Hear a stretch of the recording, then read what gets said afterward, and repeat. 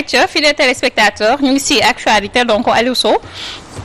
ñu tàmbali ak Walf Quotidien donc Walf Quotidien def à sa une Pastef PDS Taxawu alliance en sursis une épée de Damoclès sur la tête de Sonko Khalifa Ababacar Sall et Karim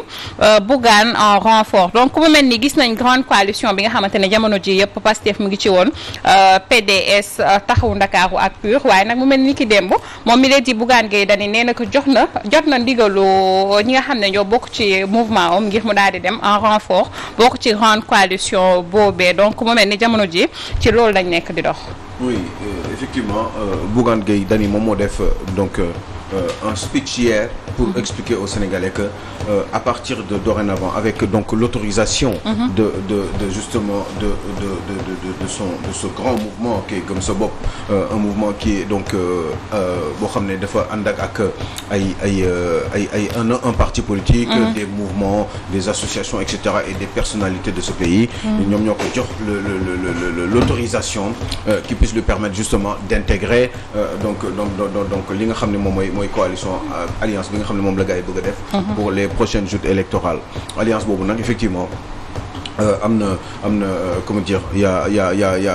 alliance boobu PDS bokk na ci y a le PASTEF aussi de Ousmane Sonko et puis y a aussi donc le PUR de Serigne donc Moustapha Sy donc Moustarchidine voilà et puis naturellement moom ñëw na et puis y a Barthélémy Diaz aussi normalement qui est prévu dans cette alliance là donc moom nee na ñëw na comme il y avait 4 grands moom il sera le 5e grand mouvement ou groupe ou alliance boo xam ne moom mooy intégrer cette grande alliance là justement pour préparer les prochaines élections donc électorales les prochaines élections oui je ne sais pas ñoom préciser wu ñu exactement ndax local kese moo tax ñu dem wala est-ce que dañu bëgg après enchaîner sur les élections législatives et puis éventuellement élections présidentielles yi mais man dama bëggoon souligner ñaari éléments yu am solo ci lii est-ce que c'est une alliance juste pour les élections prochaine maanaam locale après yeneen élection yi bu ñëwee moom ku nekk demal sa bopp est-ce que élection présidentielle yi élection bi nii dafa prévoir aussi que élection présidentielle yi ñoom ci seen biir ñu choisir quelqu'un boo xam ne naturellement mu jóg pour jàkkaarloo ko mais Aliou Sow moom intégration moom bu Bougane Gueye Dany est-ce que c'est pas purement stratégique parce que Walf Quotidien mi ngi def à sa une épée de Damoclès sur la tête de Sonko Khalifa Ababacar Sall et Karim Meïssa Wade sachant que Khalifa Sall et Karim Meïssa Wade jamono ji est-ce qu'ils sont éligibles c'est une question bu nga xam ne sénégalais ñu ngi koy posé Ousmane Sonko aussi dafa mel dañu jël paaka rek teg ko ci futam mu mel ni moom it dafa nekk ci guddi gu nga xamante ni bët setegul est-ce que du looloo tax moom mu ñëw en renfort pour xalaat ni ëllëg mën na am chance. moi je pense que oui ça peut être stratégique mun na xalaat ni effectivement ñii buñ defee alliance ba mu tënku ñii bés bu ñu amee problème ñëpp dinañ fàq ci moom. jiital ko peut-être c'est loolu mun na koy xalaat certainement chaque subatel bu fekkee ni mu ngi rasé wu. moom Bougane Gueye Dany parce que ils sont quand même malins ils réfléchissent et puis ñoom ku si nekk da nga jéem a seet nan ngay tegee si deal pour que après au dernier moment nga mën ci génn effectivement Karim Wade ñëpp xam nañu li code électoral bi wax il n'est pas éligible ni électeur Khalifa Sall il est dans le même cas donc Ousmane Sonko donc avec cette histoire donc Sonko Adji Sarr kenn xamul fan lay mujj procès bi certainement balaa élection di ñëw dinañ fexe ba teg ko ba mu dem jàkkaarloog juge bi et puis on verra ce que ça va donner mais c'est sûr que objectif bi mooy dinañu fësal yu bari yoo xam ne xëy na peut-être mën na empêcher Ousmane Sonko en tout cas dans sa crédibilité pour mu avancer ci li nga xam ne moom la bëgg par rapport à ses ambitions pour le pays quelqu'un comme kenn rek mooy des dans ce cas-là koo xam ne mooy Barthélémy Diaz bi nga xam ne moom kaawam à peu près wóor na même bu fekkee ni aussi Barthélémy am na benn problème boo xam ne nekkoon na fi mooy problème mu Ndiaga Diop bi nga xam ne dañ ko rayoon Ndiaga Diouf de Pikine bi nga xam ne dañ ko rayoon donc loolu tamit mën nañ ko soulever éventuellement kenn xamul exactement kan moo ci am lu leer donc ci biir groupe boobu bés bu demee ba am xëy na peut-être bu coow jibee amuñu ku ñu jiital xëy na peut-être Bougane mi ngi xalaat ni xëy na bu nañ ko jiital moom dans ce cas-là donc c'est une question qui est posée c'est une réflexion qui est faite on verra bien Walf poser na la bonne question effectivement cette épée de Damoclès yéeg na ci kaw bopp Ousmane Sonko je vous en prie d'accord Aïcha bu ko defee peut-être que dañu d'accord Aïcha vas-y si mais man dafa am affaire bu ma xam ne moo ma jaaxal man ci biir opposition yi am na ñoo xam ne tey ñu ngi def ci local yi coaliser opposition mais ñu ngi ci jeu pouvoir bi ils sont en deal et connexion avec le pouvoir pour après parce que ils n'ont pas de légitimité politique. Ils n'ont pas de base. Maintenant lan la ñuy def doo xoolee seen yëf yëpp lan la.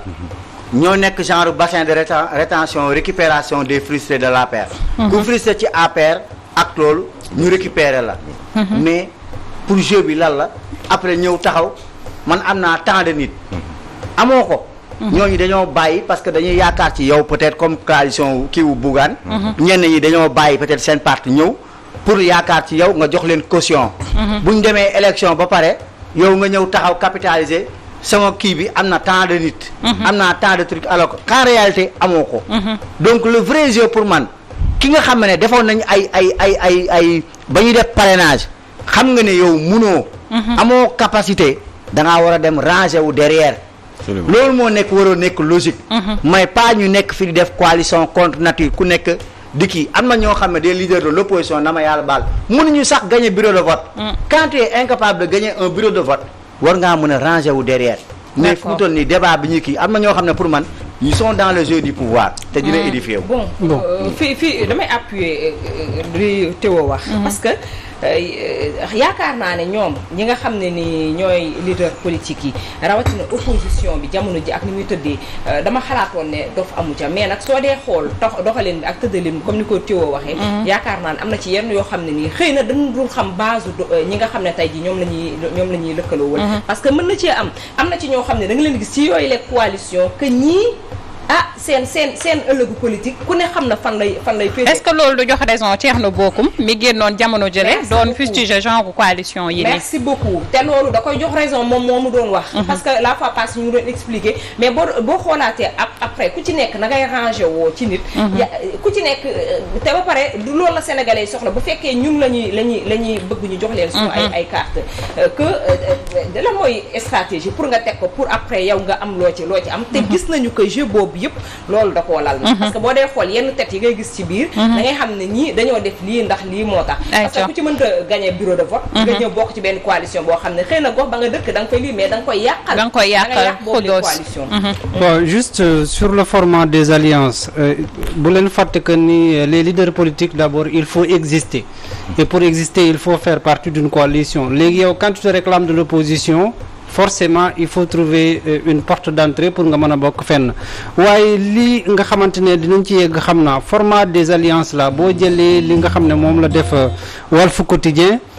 problème bi mooy après les investitures parce que Pastef góoma ne dinañu nangoo votel koo xamante ne yàgg na fii ci système bi te ñu koy xam ci luubal beneen parti investir ko boobu équation la bi nga xam ne dina metti ñu régler ko beneen bi mooy mais ku bañul aussi coaliser ak boobu les partis aussi bul bañ aussi loolu laa la wax investir ko bu ñu yeggee ci investiture yi parce que c'est au niveau local du benn candidature mooy jiite coalition bi c'est au niveau local donc dina metti bu ñu yeggee ci investiture yi beneen affaire bi mooy Bougane Gueye ak ñeneen li ñuy def aussi projection la c'est pas dans le cadre des locales parce que dañuy yegg ci élection législative nga xam ne kenn mooy jiite liste bi boo gisee ñoom Mamadou Lamine Diallo ñu nekk peut-être tey député c'est parce que dañoo bootu ci benn liste bi nga xam ne Abdoulaye Wade moom moo ko doon jiite te bu ñu fa yeggee bu ñu amee kenn kuy jiite liste bi ku mel ni Ousmane Sonko mën nañu espérer dem Assemblée nationale bu ko defee mën nañu seen voix mën nañu nekk plus audible looloo waral Idrissa Seck stratégie bii la defoon en 2017 nangu rangé wu ci ginnaaw Khalifa Sall tout en sachant entre guillemets que mënul laaj présidentielle parce que dafa nekkoon ak démêlé judiciaire ak yooyu mu yaakaar ne ne moom bu laajee après présidentielle 2019 mën na am chance ñi nekkoon ci ginnaaw Khalifa te exactement ce qui s'est passé rapidement ñu jàll si kii moi je pense que vous avez tout à fait raison mais juste que il faudrait que qu'on puisse conclure sur une chose boo xam ne wax dëgg yàlla war nañ ci mën a déggoo mooy imaginez bien que c'est une coalition très sincèrement c'est une coalition d'hypocrites c'est une coalition qui ne va pas marcher c'est une coalition boo xam ne ñoom ci seen bopp ñoom jóguñu pour intérêt réew mi directement parce que bu fekkoon ni pour intérêt réew mi dëgg-dëgg ñoom ñëpp dinañu dajale autour d'un seul et unique programme boo xam ne day leer ñu teg ko mu doon une force de proposition tegal ko Sénégalais ne leen ñun lii la ñu bëgg élection locale yi lii moo fi nar a xew sàngam département commune moo am ci Sénégal 500 et quelques lii la ñu bëgg a organiser nii lañ ko defee toog nañu gëstu nañ ci liggéey nañ ci béréb sàngam diw moo fay nekk béréb sàngam diw moo fay nekk dans une grande coalition boo xam ne benn coalition lay doon boo xam ne c'est pour objectif principal bi ou au futur bi mooy récupérer le pays en faisant partir le président Macky Sall et pour loolu il faut qu'on fasse une chose d'abord comme local yi ñoo njëkk nañu fexe ba déggoo ñun ci position yi ñuy teg nit ñi suñu nit ñi ci communes yi nga xam ne dañuy am benn état d'esprit boo xam ne benn maire bu nekk ñu teg la ci commune lii objectif yi moo tax ñu teg la fa parce que dafa am feneen fu ñu war a jàll élection législative daf ci war a topp bu boobaa nii la ñu war a organiser on aura 165 députés ñun ci ñun liste députés yi nii lañ ko nar a organiser nga xam ne ñoom déggoon nañ ci seen biir teg nañ ko bind nañ ko leer na waxtaan dans toutes les communes dans tous les quartiers ñoom képp koo xam ne da nga bokk ci opposition waxtaan yi ba ñëpp déggoo si ñu signé ko régler ko ba mu ne cocc nga xam ne ñëpp dañ ciy déggoo bu ñu passé pare loolu ñu ne après élection législative bu ñu yàlla dimbalee ba ñu am majorité lii la ñu la def élection présidentielle yi amee kii la ñu war a jiite parce que condition pour ñu jiite diw nan lay demee quel est le bon profil pour jiite ñun ñi nga xam ne ñu ñoo nekk suñu biir profil boobu nan la war a mel kan moo gën a apte ou préparé ou présentable pour daaneel le président Macky Sall léegi ñu ne kii la ñuy jiital ñëpp rangé wu ci ginnaawam et de bonne foi avec un programme déjà bien réglé un programme boo xam ne ñëpp déggoo nañ ci seen kàddu am nañ ko en général ils font presque la même chose mais c'est juste que dañuy xëccoo kuy jiite donc bu boobaa bu ñu déggoo ci programme bi ba mu leer nañ travail bu set wecc bu boobaa laa lay wax ne léegi gars yi jël réew mi en 2024 faudra passer par des primaires alors sauf que mais évidemment mais loolu dañ si déggoo man j'ai beaucoup d'idées sur loolu mais c'est que dafa ma gëm ni gars yi loolu duñ ko def xam nga duñ ko def parce que seen bopp leen fi tax a jóg et comme seen bopp leen fi tax a jóg nag en dernier ressort vous verrez bien une chose te li may wax ni neexul mais moi je suis froid quand je réfléchis et vous allez vous rendre compte que ni c'est le président Macky Sall en tout cas ce pouvoir là qui va continuer encore toujours dans sa majorité à gérer le pays et vous allez continuer yéen aussi ci opposition bi di yuuxu avec des transhumances qui vont avoir lieu encore etc parce que ñenn ñi dañuy sonn ak yu demee noonu ce qui fait que c'est toujours le Sénégalais qui va trinquer donc cette opposition là moi je ne lui fais pas confiance c'est une opposition d'hypocrite qui ne va pas avancer de toute façon ce pays c'est comme ça ku nekk sa bopp ngay jéem a jiital Sénégalais yi taxu leen jóg ñi di yuuxu fii yëpp Sénégal taxu leen parce que bu leen Sénégal taxoon jóg am na yoo xam ne lu ay détails yoo xam ne du ci xëccoo day leer nañ coalition bi ñëpp xam nañu calcul la parce que nee naa leen en 2019 boo leen bàyyi Ousmane Sonko jiite kon Macky Sall du am deuxième mandat ana Idrissa Seck moment boobu ay yéen Mamadou Lamine Diallo an ngeen moment boobu ngeen di soutenir yéen Idrissa Seck bi ngeen di soutenir est-ce que fàttaliku ngeen li xewoon yéen bi nga ñëwee da nga ne yow Mamadou Lamine Diallo surtout parce que je m'en souviens 20 points yoo xam ne d'accordoon na ci moom la ko Idrissa Seck proposé yoo xam ne ñoom ci 20 points yi 18 points yi ànd na ci ak Idrissa Seck 18 points yooyu ana mu tey jii nii Idrissa Seck daf ko faxas sànni ko ci mbali dem ànd ak Macky Sall alors qu'est-ce que vous en pensez ñeneen ñi nga xam ne àndoon ak Idrissa Seck ñoom kenn bokkum qui ont été déçus ana Sonko moo boobu pourtant Sonko avait la meilleure position pour nekk candidat le meilleur candidat te boobu je suis sûr que Macky Sall du gagner au premier tour ni ngeen defoon Abdoulaye Wade loolu ngeen ko naroon def mais defu leen ko yéen vous l'avez refusé parce que vous avez pensé que ni Sonko xale la Sonko mënul Sonko boy la Sonko machin Sonko amul expérience loolu xewatul ci àdduna bi li ñuy jël ki nga xam ne moo gën a placé wu avec un bon mais à côté ce même Sonko bi doon fustigé yu fi système bi moo dem bokkaat ak waa système bi coaliser ak ñoom loolu lay affaire bi ñëwee nag pour vous dire que ni ils sont tous pareils ku nekk ça dépend c'est du en réalité ils font du circonstanciel de lieu et de temps selon temps bi ak yooyu ñoom dañuy calculer waale seen bopp on ne sait jamais Bougane li mu xalaat nii lan moo tax mu def ko li ngeen wax nii ñaan nee na il est en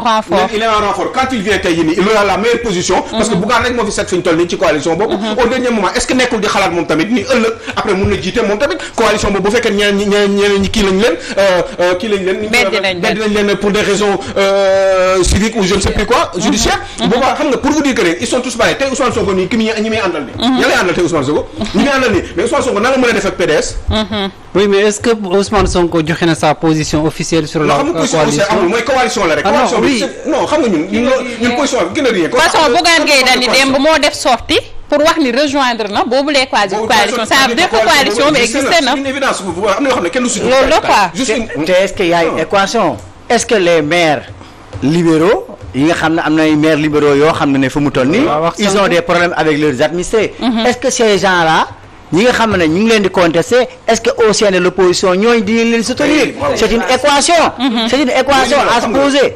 donc jeu de yooyu même entre le parti socialiste et l'APR foofu ma ngay dama ne xam nga il faut que vous sachiez Sénégal man Sénégal laa bëgg ñu comprendre rek man après chacun fait comme il veut dama ne affaire dama bëgg mu leer mooy gars yi nekk fii ñoom ku si nekk sa bopp moo la tax a jóg coalition yi ñuy wax nii yëpp mais pour daaneel Macky Sall amul après bon admettons dans l'hypothèse ñu daaneel Macky Sall nii dans une coalition pareille que li may wax yëpp amul ñu def benn coalition daaneel Macky Sall avec Macky Sall daanoo après ils vont gouverner comment ils vont faire la même chose partage du gâteau. Il faut encore se partager le gâteau et puis que le Sénégalais continue encore. En tout cas, éternel recommencement. Aïcha Aliou Sow ñu jàll ci le mandat. On verra bien ce qui va se passer en tout cas. ñu jàll ci waa lu am solo ngi noonu mu ngi noonu ñu jàll ci le mandat def à sa une violence universitaire formation Covid-19 le diagnostic du professeur Mamadou Diouf mu mel ni andi na ay leeral bu baax a baax ñeel phénomène yi nga xamante ne jamono ji mi ngi prévaloir fii au Sénégal. Effectivement, le professeur Mamadou Diouf, on a pensé qu'il fallait faire quelque chose sur, mais c'est un petit peu le même, le collègue de Souleymane Bachir Diagne, c'est un professeur d'histoire, c'est un docteur en histoire, etc., qui a beaucoup d'expérience, qui est aux États-Unis, qui enseigne justement l'histoire afro-américaine, etc. Il est chef de département donc à New York, justement. Donc je ne sais plus dans quelle université encore, mais à New York en tout cas. Donc c'est un monsieur pour wane ne sénégalais am nañ ay borom xam-xam yoo xam ne ñi ngi ci réew mi tel que ce monsieur là boo xam ne war nañ bàyyi xel ci ñoom parce que ils ont des choses à dire. Donc il a essayé de donner un petit peu son avis, donner un peu beaucoup même son avis avec un grand dossier qu'on a fait sur lui sur les violences universitaires. Wax na ci affaire violence universitaire bi, universitaire comment ça marche, sur la formation, les écoles privées, etc., les relations entre les écoles privées et l'État, etc. Il a parlé de beaucoup de choses. Il a parlé aussi de la gestion de la pandémie, du Covid-19, du ministère de la Santé, etc. Il a donné son avis dans toute son entièreté par rapport à ce qu'il pense actuellement de l'état conjoncturel du Sénégal. Donc c'est un monsieur à mon sens qu'on doit pouvoir connaître bàyyi xel ci moom tey jii nii en essayant de le voir, de l'entendre dans ce quotidien là le mandat pour nous avec ce grand dossier. Je crois que on peut pas rentrer dans tous les détails par rapport à tout ce qu'il a dit parce que c'est un gros dossier qui fait pratiquement 2 pages et il a tout expliqué par rapport à ce qu'il pourrait penser de ce pays. Donc ce grand professeur Mamadou Diouf, il faut que les Sénégalais le sachent et que ñu bàyyi xel ci moom et que surtout état bi ñu bàyyi xel ci ñu mel nii di leen demander seen i xalaat parce que ce sont des gens qui sont discrets, qui ne sont pas forcément dans la politique, mais qui sont très discrets et très intelligents, qui ont beaucoup d'expérience. Ça fait 20 ans qu'il est aux États-Unis. Machallah. Voilà, donc ñu dem yër le mandat rek pour xool. dañ ci xam lu bari ce grand monsieur. Moi j'ai beaucoup d'admiration pour lui. Te man bu ma la bëggee damay bëgg Sénégalais yi xam ko parce que en général bon man nax ma yombul te damay def très attention sur ce qui se dit. Et je crois que les Sénégalais sont aussi intelligents et ils verront bien ce qui a été dit par ce grand monsieur qui est le professeur Mamadou Diouf donc à l'université donc de je sais plus où là quelque part aux États-Unis. En tout cas partout il est aux États-Unis. C'est un grand enseignant qui connaît beaucoup de choses, qui est aimé par les Américains et qui mérite d'être reconnu dans ce pays-là, mais surtout aussi d'être écouté. right Aliou Sow d'être écouté donc mu mel ni jàmbat yi nga xamante ne wala coono yi nga xam ne waa Touba jamono ji ñu ngi koy dund ñeel inondation yi donc waroon nañoo mën a wax ci taxe yi nga xam ne sucre bi am di nemmeeku nañ ko ci Abdoulaye Daouda Diallo di xam ne ni que nañ ko suspendre mais mu mel ni coro dikk na si donc dañuy des ci le mandat ba tey dikk ci victime des inondations le patriarche de Minam casse sa tirellerie mu mel ni décaissé na ci lu tolloog 50 millions de francs CFA dimbalee ko ci ñi nga xamante ne dañoo loru ci inondation bi. ndeysaan Mbacké Baye sa mooy le patriarche de Minam mooy le khalife général Serigne Mountakha Mbacké le khalife général des Tidianes moom defal des mourides qu'est-ce que j'ai dit Tidiane des Tidiane waaye ñoom ñëpp benn la sont tous des grands xalif ay nitu yàlla lañu moom sëñ Mountakha defaat na mëninam génnaat na xaalis bu takku bu tolloog juróom fukki millions 50 millions de francs CFA jox ko ñi nga xam ne dañu am ay problème de mbënd ndox bi au niveau de Touba sachant que Touba il y a beaucoup de problèmes là-bas jég na ay xale yoo xam ne gaañu nañ fa lax nañu ci ay ndox yoo xam ne moom fa nekk ay flaque d'eau et cetera donc le khalife général a encore intervenu Mbacké Balaye sa yàlla nga fi yàgg te wér et puis surtout il faudrait qu'on pense à vous, qu'on pense à votre comportement, à vos attitudes de tous les jours pour essayer de copier cela. Moi, j'ai toujours pensé que dans ce pays-là, même si je suis un grand démocrate, grand laïque, avec une fervente foi en Allah subhanahu wa ta'ala, mais comme je respecte aussi les autres religions, j'aimerais bien, dans ce pays-là, que nous ayons moi, je ne sais pas ce que vous en pensez, mais j'aimerais bien un jour qu'on en parle et que nous fassions débat, nous faire débat dans ce pays-là, qu'on ait ben espèce un petit peu dans le même système que l'Iran am benn groupe boo xam ne c'est des groupes de borom ay borom xam-xam ci wàllum jàngu bi ci wàllum murid ci wàllum tijaan yi ñu dajaloo def benn boo xam ne benn espèce xaw ma nu ñu ko mën a waxee je vais pas dire coalition parce que ça def benn say rek benn say boo xam ne dañuy am koo xam ne dañ koy teg jiital ko boo xam ne bu ñu koy jiitalee day nekk comme avis lay nekk tant que génnul àdduna moom moo fi nekk nga xam ne ñëpp dañuy topp ci ginnaawam ànd ak moom di déggoo ci ay kàddu di jël ay décisions. di jox ay conseils yi nga xam ne moom mooy jiite réew mi. te bu boobaa dootuñu ko wooyati. président de la république dañ koy wooyee juste un simple premier ministre ou président du conseil. mu mel ni nekk na ku am yërmande ci askanam moom Serigne Mountakha Mbacké Bachir. donc mu mel ni ñaan na pour mu taw ndax nawet bi dañoo soxla woon loolu. mu pare ci loolu ñaan Covid bi jóge fi ci le 11 août bi nga xam ne journée xasida bi ñu organisé woon pare ci loolu donte taw na waaye xam na ne am nañu ci loru mu dekeese waat xaalis bu bëri dimbalee ko askan bi. kon mu mel ni yërmande daal mënul weesu loolu. mais seulement àdduna ku ko bëgg a defar. il faut que nga ku ko bëgg a defar déglu leen bu baax la leen wax. àdduna ku ko bëgg a defar il faut nga dëdd ko. jàpp leen bu baax la ma leen wax nag mënoon nañ ko gën a guddal nag yaatal. mais dama ne rek àdduna ku ko bëgg defar il faut que nga dëdd ko bu fekkee ni da nga nekk ci une course effrénée du périssable xam ni ñu koy waxee ci olof da ngay daw pour le périssable loo xam ne ala kulli yàlla bés loo ko mënti téye bis dina jot mu yàqu ku mel noonu mënoo téye àdduna. il faut que nga dëdd ko il faut que am yoo xam ne du la intéressé que nit kese la nature humaine puisse vous intéresser que bégte nit que le bonheur nit mu jiital la que yàlla subhanahu wa taala mu jiital la àdduna ku jiital loolu. da ngay defar. dëgg la da ngay defar te loo defar dafay am barke. donc je crois que moo taxoon ma doon wax say boobu ma la doon wax noonu. bés bu amoon parce que ñii dañoo gëm yàlla ñii dañoo ragal yàlla. ñii dañoo dëddu àdduna ñii dañoo yërëm doomu aadama. dëgg la te loolu il faut nga am foo toll ci ngëm. foo toll ci xam-xam foo toll ci mbaax foo toll ci ndimbalu yàlla. pour mën a organiser loolu ndax gox bi nga nekk boo ko defee mu nekk lu am solo Mbacké Balla yal na la yàlla sàmm ñu koy ñaanal mu yàgg fi lool te wér ma ne ko mbég mi al Mountakha mu yàgg fi lool te wér Aliou Sow mu mel ni nag coowal inondation yi la ñuy des parce que coow li ba tey pënd ba wureegul bu ñu xoolee Vox Populi mi nga xam ne ni que lu tollook juróomi ndaw daal dinañu noyé foofee ca Touba mais bu ñu demee un peu plus loin ci le Soleil information yi mu joxe wuteeg loolu information yi ñu biral ci quotidien bi lee di xam ne ni que inondation yi ci diwaanu Yoff Ouest Foire Dalifort unité 24 et parmi tant d'autres localités jamono ji inondation moom dañ koy conjuguer au passé donc mu mel ni ñaari information yoo xam ne buñ ko xoolee quand même réalité yi wute na bu baax a baax. waaw dina wute parce que aussi dëkk yi dañu wute béréb yi dañu wute gox yi dañu wute aussi. et puis toogaay dañu wute defar yi dañu wute effectivement on ne peut pas comparer yenn zones yi de Touba évidemment Soleil du quotidien national am na yu mu jot a wax tey jii nii par rapport à certains endroits dans ce pays là. je crois qu'on peut encore les citer muy Yoff muy Ouest Foire muy Dalifort ou unité 24 des Parcelles Assainies ak unité 25 béréb yu demee noonu yoo xam ne dégg nga maam kii amatu fa loolu nu mu tudd inondation amatu fa donc Soleil mi ngi koy leeral pour que Sénégalais yi xam ko c'est bien de le faire parce que moi aussi li baax dama bëgg ñu lu bon war nañ koy di fësal waaye li baax aussi béréb yi nga xam ne am na ay évolution là-bas am na lu ñu fa defar wala aménagé nañ ko de telle sorte que yi fa daan am amatu fa comme des inondations parce que booy wax inondation dafay mel ni comme Sénégal yëpp moo am inondation alors que ce n'est pas forcément tout le Sénégal donc c'est bien et c'est une bonne idée man ñi xalaatuma ko woon de préciser que ni yenn béréb yi ci Ndakaaru inondation amatu fa donc sénégalais xam ko donc Dalifort Soleil moo ko wax et c'est vrai Ouest Foire Yoff la ville de Yoff aussi et les Parcelles Assainies certaines unités des Parcelles Assainies telles que le 24 ou le 25 et bien béréb yooyu yëpp amatul inondation mais est-ce que mënuñu fexe aussi ba yenn localité teewoo ñu leen di cité mais jël caare kaw kar fi ñuy wax Mesere di ko wax waaw Soleil xam waaw Mesere ne leen nañ dem Mesere ñu xool Mesere ñoom ñu ngi fa te maison inondée abandonnée yi moo nekk tey actuellement niche de refuge des malfrats. nañ démolir ñi nga xam ne parce que dañoo arrêté projet Jaxaay te si projet Jaxaay boobu si lañu waroon démolir kër yooyu. ñi nga xam ne ñu y a 384 logements. yu des ca Jaxaay attribué nañ 2000. mais am na ñoo xam ne ayant droit yi. jotuñu seen logement ñu attribué ko ñeneen. ñu jël état bi supprimer plan Jaxaay. ñooñu nga xam ne dañ leen joxoon nag juste ñu dem louer. le temps que ñu leen di attribuer logement seen xaalis jeex ñu ngi continuer louer te ñoo moomoon seen kër. de grâce nañu jëlaat plan Jaxaay bi.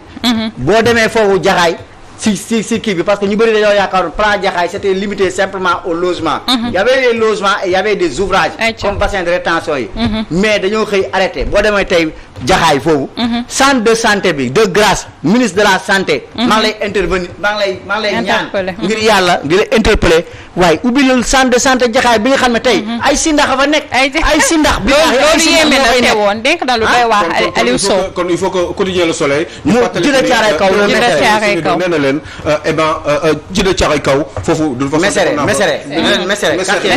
quartier Mesere am na solo bu baax peut-être préciser nañ ko ci biir journal j'en sais rien mais en tout cas bu fekkee ne leerul leen ko xam leen ni quartier Mesere ce n'est pas terrible foofu aussi mi ngi am na solo yàlla nañu toog ba inondation nekk un rêve wala un passé boo xam ne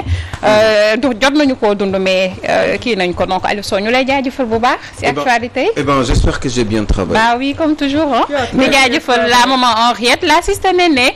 maman Khady Seck depuis Lac Rose maman Gisèle Goudiaby depuis Washington Assane Gueye depuis la France ak suñu papa Ousmane Sow donc mu mel ni nekk nañ nit ñu nga xam ne ñoom Team Petit Déj lañu bokk waaye fàttewuñu benn yoon ami internet ñu nga xamante ne ñu ngi scotché suñu page Facebook bu Walfadjri l'officiel ñu leen di jaajëfal di leen big up bu baax a baax ci teewlu bi waaye it duñu fàtte tata Adjaratou Penda Diallo Gueye la force tranquille jéeg bi ci rukk bi donc mel ni ak ki nga xam ne moo di Isaaxa ak Babacar Lo Babacar Diouf macha allah ñoom ay technicien lañ mais dañoo am yeneen rôle yu ñuy joué waale si plateau bi ak Kéba donc mu mel ne nekk na team gagnant Seynabou Ka bàjjenu Fatou Ka waaw comme suñu bàjjen la tata ñu ngi lay sant di la gërëm ñu ngi kontaan ci yow xam nañu yaa ngi ci Petit Déj toujours mais ñu ngi lay bàyyi xel bu baax a baax yàlla la yàlla sàmm Kapulo ak maman Asi yaayu Fatou Ka sama li ma koy naan maman njëkke loolu kooku loolu la si man mu nekk lu am solo donc ñu leen di big up bu baax ngeen yàgg fi loolu te weer fi des téléspectateurs li moo nekkoon Petit Déj bu tay bi lee mais Charles waa après ñu kaa loolu est-ce que amaama teewu ko ci rukk nag amaama la liggéey amaama la xam nga fajar bi nii tamit danga ko bëgg mais suba rek ñu woyal incha allah jaa ngeen jëf